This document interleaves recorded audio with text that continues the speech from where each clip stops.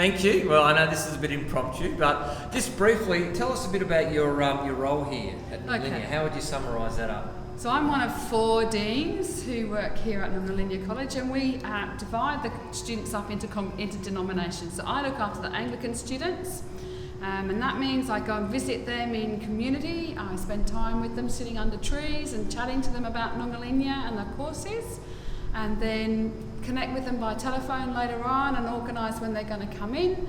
And then finally they come in, I coach them through getting on the bus and all the excitement of that, and then we spend 4 weeks usually together here, and I'm basically the students' dog's body. So today I've been out to a police graduation ceremony with 2 students. I might take them to the tax office, or I might just sit and pray with them.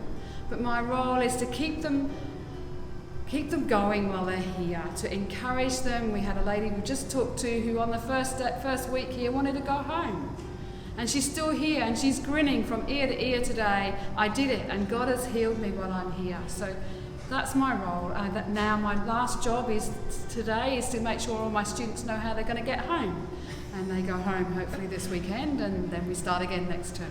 Yeah, and that's again a well-deserved break coming up as well. I hope so. Yes. Yeah.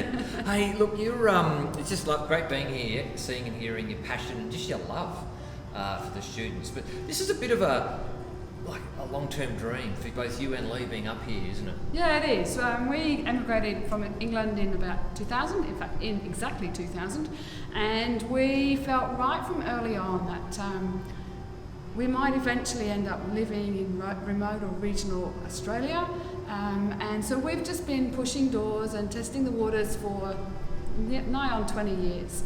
And here we are, we've got here. We didn't expect it to be Darwin, we thought it might be somewhere very small, but Darwin's where we are, and it's really exciting to be here. Yeah, it's great. Yeah. So you're both retired. We're both retired. So you don't have to be young to be a missionary. You can actually be really, really old and still come. Actually, there's so much that people with time and energy in those later years can come and do all over Australia, just to encourage the little churches that meet faithfully week by week, but have no one. Just no encouragement. So just rock up to someone's church and say hello and what can I do, or just be there. I'm part of a church down in Batchelor, which is about an hour south of Darwin, and when we get visitors, the joy lasts for weeks after they've gone, oh, do you remember when so-and-so came? So have courage, pop in. There might only be 3 people there, but they'll be really pleased to see you. It's great.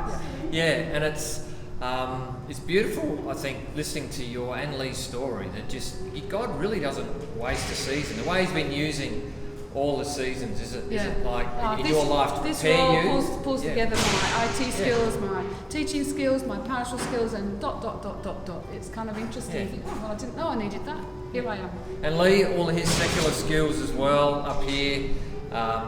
Just using him as that strategic development officer in the diocese for properties. I mean, it's just beautiful. So I think a big part of the message is just whoever you are, whatever God has been doing in your life to bring you here, and certainly, nothing's ever wasted, and just to ask the question, to explore those sort of possibilities. But thanks Ruth, and thanks again for your support. And as I said, bushchurcha.com.au to sign up to receive Ruth and Lee's prayer letters, and also the quarterly prayer letters as well, but also just to hear more of some of the encouraging stories that God's doing up here in the territory.